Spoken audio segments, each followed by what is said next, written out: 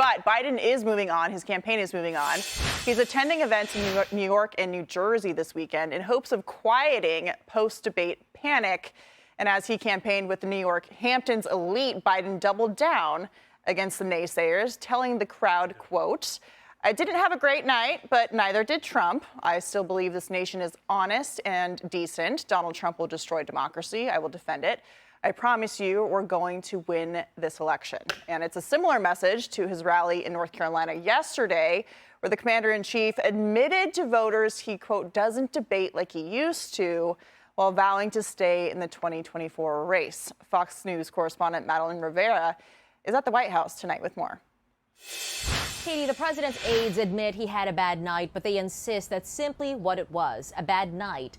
A snapshot in the run-up to November, and today they are focusing on moving forward. On Saturday, the president tried to soothe the concerns of Democratic donors at fundraisers in New York and New Jersey, and he's trying to pivot to put the focus back on former President Trump and the 50 lies they say he told on the debate stage. Here's what the president said at a campaign event in North Carolina Friday. I don't walk as easy as I used to. I don't speak as smoothly as I used to.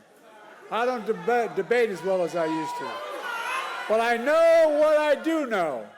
I know how to tell the truth. The president had to be fact-checked too, though, including on his claim that there were no military deaths under his leadership. That is, of course, untrue.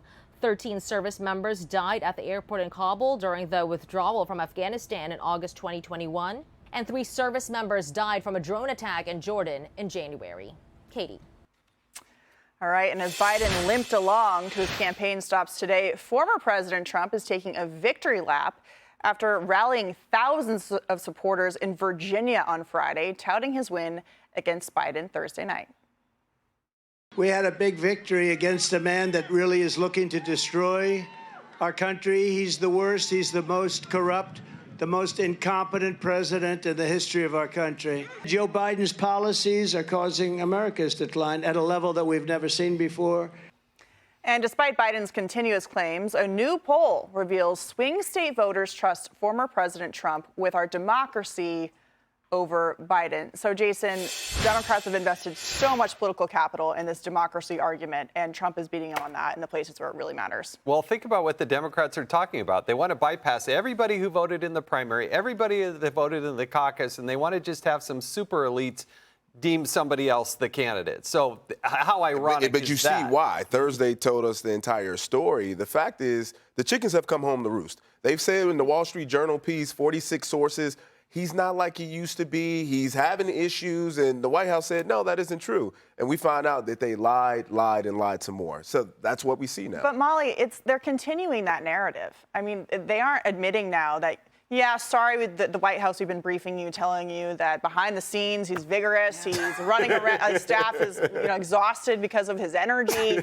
They're really continuing with this line that, like, he's fine. And we can all see that that's not the case. This democracy thing I found particularly interesting, that Trump is seen as the guy that's protecting the democracy over President Biden, because they made this a big part of their campaign. Yeah. When he spoke in January at the beginning, it was like, whether democracy is still America's sacred cause is the most urgent question of our time. It is what the 2024 election is all about. And then we see these poll numbers.